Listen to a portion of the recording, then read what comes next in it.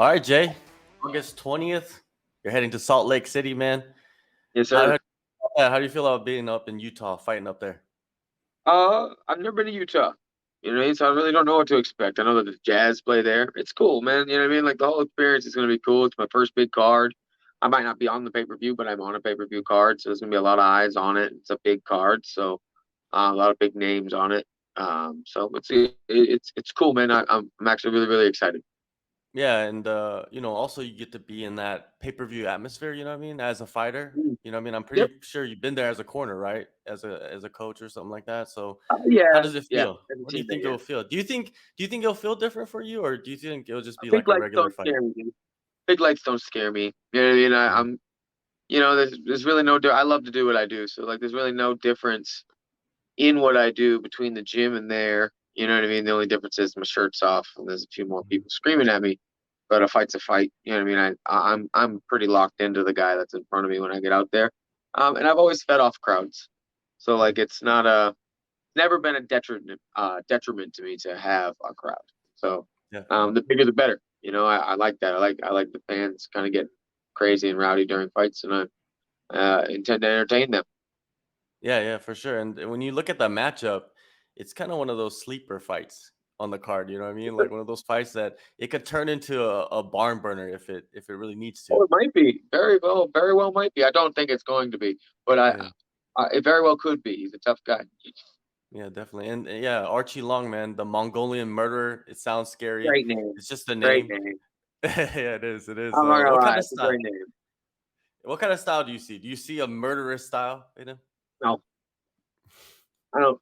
I mean, he was a 25er. He's you know what I mean Mhm. for a lot of his career. So and he's been sat down by 25ers. It's hard for me to Um, feel very threatened on the feet by people like that. I spar literally some of the very best ranked fighters in the world all the time, and he doesn't really touch them. I've seen a lot of stuff, man. I have a lot of experience in my 15 fights, and he doesn't show me anything that I haven't seen before and that I can't counter to or adapt to. Uh, thing about it is, after like so many fights, you stop changing. Well, most Mhm. people stop changing, and he hasn't really changed how he fights in a very long time. So he's readable and. Um, he's got killer instinct. I'll give you that much. So if he rocks me, I'm going to be in trouble. You know what I mean? He's definitely going to pounce on me very quick. But um, there's nothing like super spectacular from Aoriqileng that I haven't seen before. You know, and I'm sure there's nothing that he hasn't seen before from me. You know, he's got 28 fights. You know, after a certain amount, you're just like, you know what I mean? It's hard to find somebody super special like that. So I just don't see anything that's really. He's not putting me out. I've never been Mhm. wobbled. I've never been rocked. You know what I mean? I've never been shook ever in Mhm. 15 fights. It's not going to happen this time either. So, you know what I mean? It's when people say that to me, it's funny because I'm like, it's never happened once. How do you prepare yourself in training to be rocked? Like I always wondered You about that. don't. I've seen like You don't. them spinning people and stuff. You don't. There's no technique The to fuck that. is that? What is that? You know what I mean? Because I've been hit and dung pretty well. You know what I mean? Mhm. Like maybe I had like a little flash for a second, but my instincts, if I'm practicing right and training my body the way that it should be, I'm instantly defensive. So I'm instantly, all right, well, that wasn't good. Can't let that happen again. And then move, you know? So I'm pretty lucid in there most of the time. So I can't speak for everybody else. But if I get hit really good, I've definitely in my head said, that was a good one. I can't let that happen again, things like that. But I've never been shook like that. I don't know how you prepare for getting your brain tossed around your skull, you know? Yeah. That's just me though. All right. Would you consider Archie Long a specialist in anything particular? No.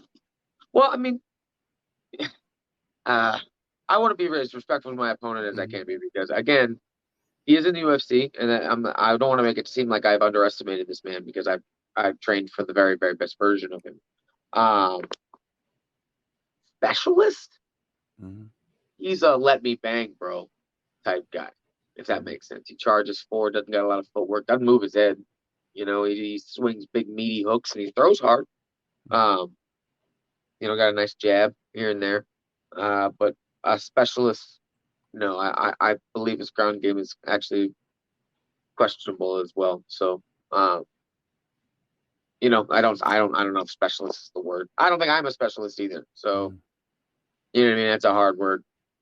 Yeah, it's not any disrespect to any No, fighter or anybody that if you're not a I just don't specialist, think because in this Go He ahead. doesn't excel at one thing, Yeah. except for being kind of a dog. You mentioned him being at flyweight for most of his career, and he was at flyweight for his first two UFC fights, and then he went up to 135 and finished Cameron Else.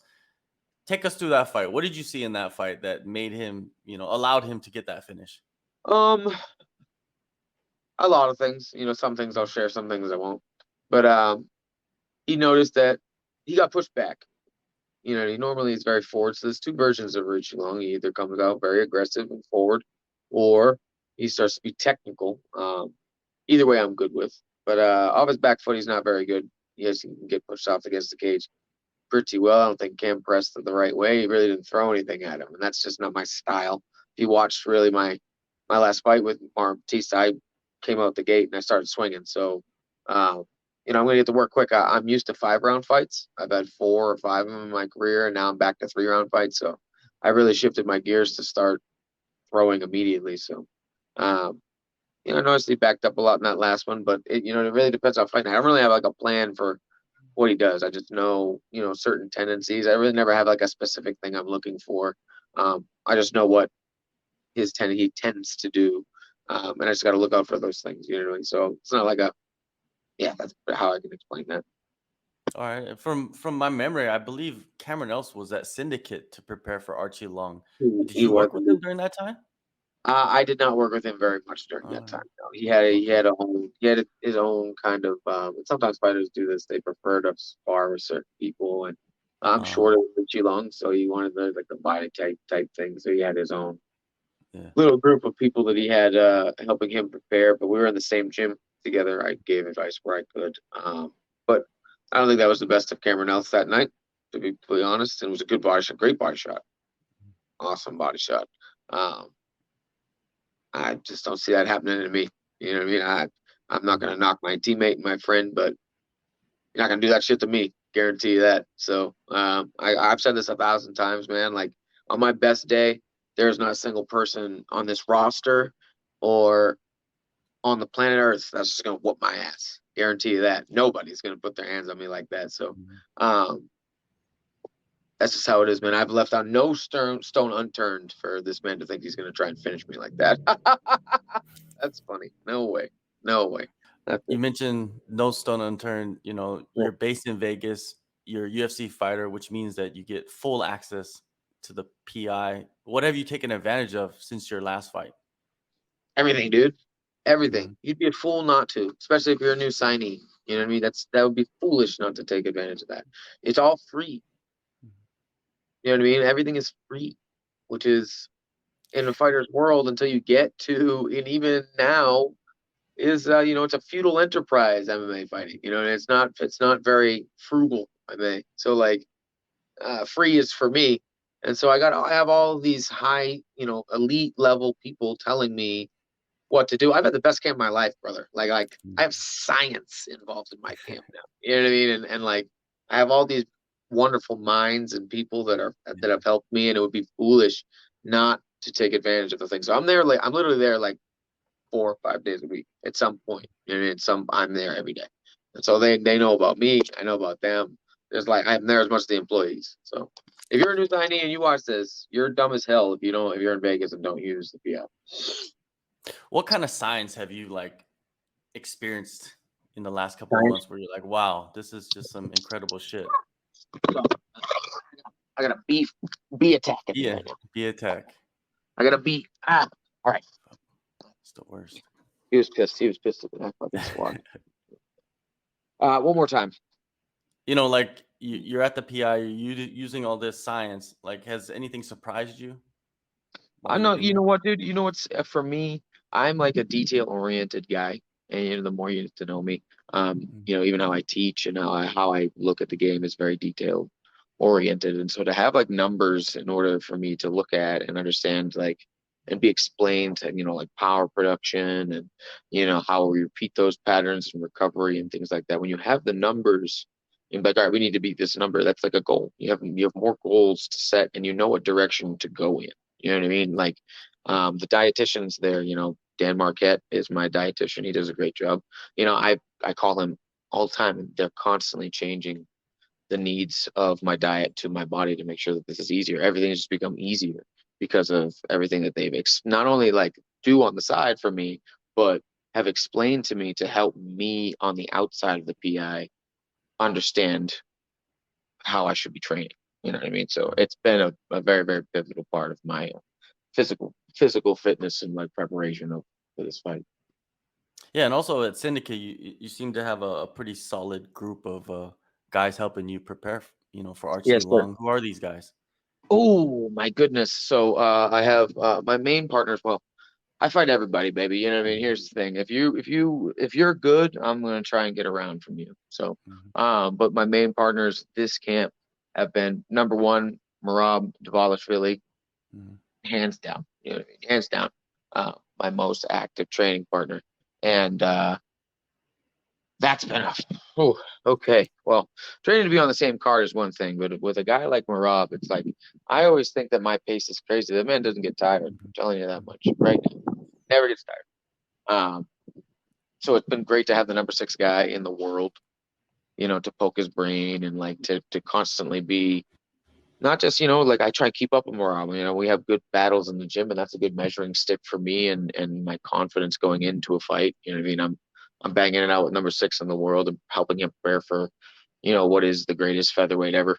And that speaks to my own skill level. I also have Ode Osborne, who has mhm, just took a fight on 6 days notice because he's a physical specimen that can just do things like that. Then I have Vince Morales and Max Leahy, who actually fought Aoriqileng over in China, I believe, at one point. mhm. So he's been really pivotal in that as well to help me, kind of get an understanding of what he's like in the ring and how he'll perform to different like attacks and patterns and things like that. So I have a really good crew of people put together here to give me a good push.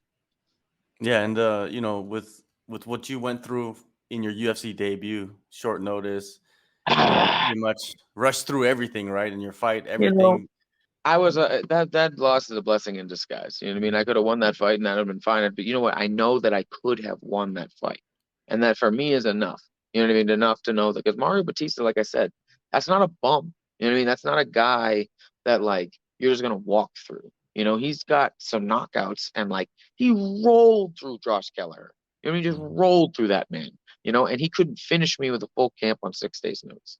So for me, I learned a lot about myself, but I also learned how much work I'm going to have to do to be like guys like that. You know what I mean? So, it sucked. You know what I mean? It sucked that I lost, but you know what? I lose far less than or far less than I win. Pardon me. I lose mhm, far less than I win. The beginning of my career, where most of my losses are from shitty decisions when I was like 19. You know what I mean? From then on, I lose a fraction of that amount. So mhm, I'm not worried about it. I said, give me time to prepare. I have had time to prepare, and prepare I have done.